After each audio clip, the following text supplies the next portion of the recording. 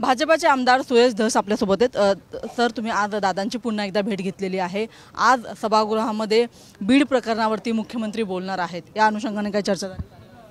नाही, त्याच्या अनुषंगाने नाही, मी हा नवीन एक भला मोठा कृषी विभागाचा पीक विम्याचा घोटाळा महाराष्ट्रामधला पुढे येतोय आणि जेव्हा शासनाने निर्णय घेतला 1 रुपयात पीक विमा, या 1 रुपयात पीक विम्याचा अतिशय सुंदर उपयोग एकाच तालुक्यातल्या लोकांनी करून घेतला आहे। CSC सेंटर एकाच तालुक्यातले ठराविक शेतकऱ्यांची नावं, तो तालुका आहे परळी, तत्कालीन कृषी मंत्र्यांचं गाव कोणतं आहे मला माहीत नाही, आणि ते CSC सेंटर तिथलेच 3000 हेक्टरचा घोटाळा सापडला। धाराशिवमध्ये 7000 हेक्टरचा सापडला, बीडमध्ये आत्ता सकाळी कागदपत्र आलेत माझ्याकडे, 1 मिनिट, हा बीडचा, हे 7000 हेक्टरचा घोटाळा बीडचा।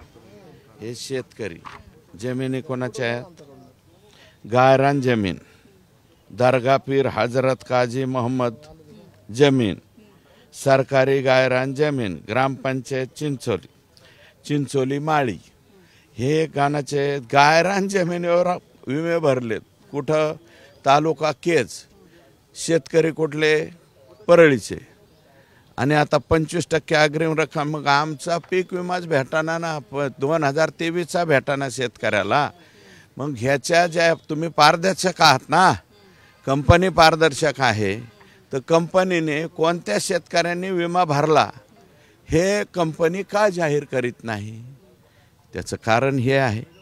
आणि मग मेन शेतकरी, ताई तुमच्या नावावरची जमीन तुम्ही 1 रुपयावरती भरला, पण ऑनलाईन होताना माझं नाव पडलं तिथं, मग आता 25% अग्रिम रक्कम कोणाला येणार?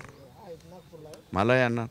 तुम्ही मूळ शेतकरी तसेच राहणार, म्हणजे पीक विमा हा, आणि मग मूळ शेतकरी आला नाही म्हणून 25% अग्रिम मलाच, पुढची रक्कम मलाच।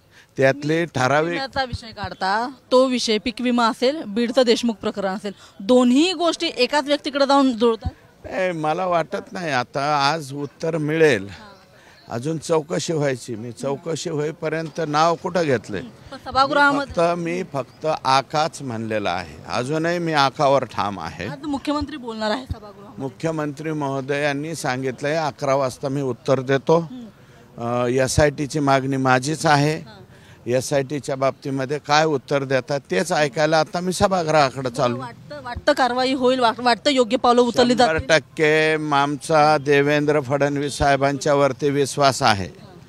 देवेंद्र फडणवीस साहेब त्यांनी एकच शब्द वापरला ना, मी कोणालाही सोडणार नाही, पाठीशी घालणार सुद्धा नाही।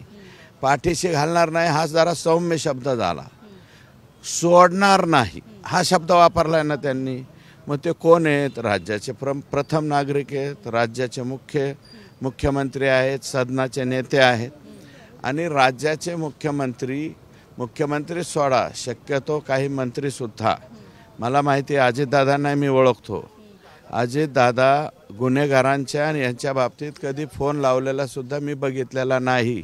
अजितदादांना मी 95 सालापासून ओळखतो। तुम्ही धनंजय मुंडे यांचं नाव घेत नाही, तुम्ही आका म्हणता, दुसरा कोणतरी आका असावा कदाचित, मात्र तुम्ही नाव न घेता सुद्धा अनेक गोष्टी ज्या आहेत त्या घडत आहेत, त्यांचे फोटो सोशल मीडियावरती व्हायरल होते, प्रत्येक जण बोलत आहे, विरोधक बोलत आहेत। विषय असा आहे की मागच्या म्हणजे परवा ते सभागृहात आले होते, काल पूर्ण दिवस ते सभागृहात नव्हते, आज येतील असं वाटतं तुम्हाला? मला काय माहिती ते काय करतात काय नाही, ते कुठे थांबलेले आहेत, सभागृहात आलेत का नाही? मग एवढं मोठं सगळं रान उठलेलं आहे, सभागृहात येऊन त्यांनी खुलासा करावा ना। पण त्यांचं नाव मी नाही घेतलेलं, जरी नाव नसलं घेतलं, मी त्यांच्या खालच्या आकाचं नाव घेतलं, आका, त्यांचंही नाव नाही घेतलं।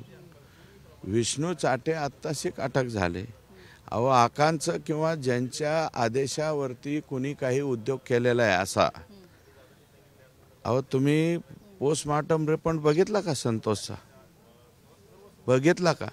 नसला तर व्हॉट्सअपवरती पाठवतो मी, जरा वाचा ना, त्याच्यात एक तरी पार्ट त्याचा नीट ठेवलाय का? एक सिंगल इतकं मारले हां. मग इतकं सगळं घडत असताना सुद्धा आम्ही अजितदादांना तोच सवाल करणार आहोत की तुम्ही मी पाहिलेलं आहे की एखादा गुन्हेगारी स्वरूपाचा लोक आले तर अजितदादा शक्यतो त्याच्याबरोबर फोटो काढायला सुद्धा घाबरतात.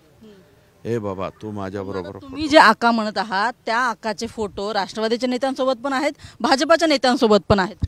हो, भाजपाच्या नेत्यांसोबत आहेत. मग आता ते ठरवतील ना इथून पुढं.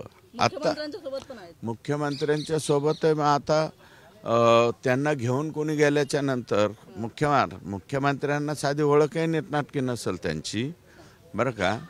परंतु कोण घेऊन जात आहे, त्यांनी कोणाला घेऊन जावं नाही घेऊन जावं हे त्यांनी ठरवलं पाहिजे ना, की बाबा कोणत्या वृत्तीचे लोक आपण कुठं नेतो.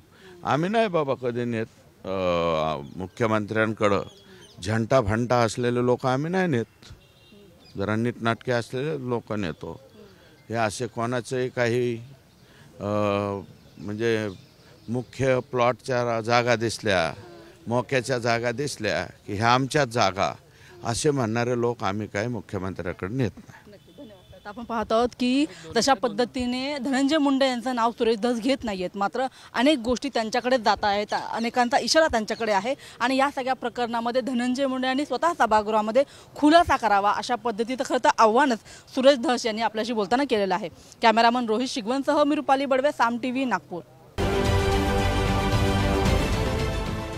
देश विदेशातील प्रत्येक घडामोडींचे लाईव्ह अपडेट मिळवण्यासाठी आता साम टीव्हीच्या सर्व सोशल मीडिया प्लॅटफॉर्मला लाईक, फॉलो आणि सबस्क्राईब करा. तसंच सर्व नोटिफिकेशनसाठी बेल आयकॉन प्रेस करायला विसरू नका.